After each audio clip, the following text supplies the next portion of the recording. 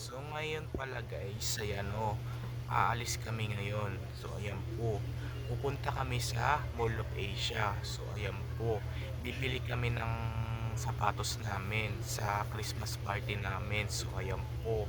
So ito kasi ang gagawin natin. So abangan mo ulit yung isang video ko na to guys.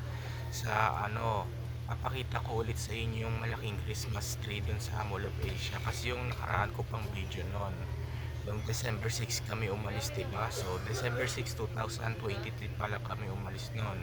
Pumunta kami ng Mall of Asia. Pinakita ko sa inyo yung malaking, malaking Christmas tree doon sa Mall of Asia.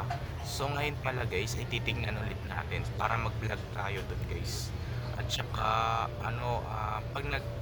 pag bumili kasi kami ng sapatos namin na kailangan namin sa school, na Christmas party namin doon, ay dadalhin ko yung cellphone ko pag-vlog ako doon. So papakita ko lang sa inyo yung aircon doon sa school namin guys.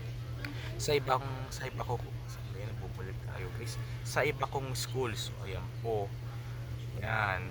Doon lang yung nag-vlog tayo, 'di ba? Yung dun sa ang pangalan ng school na yun ay Cap Edity Reyes Integrated School.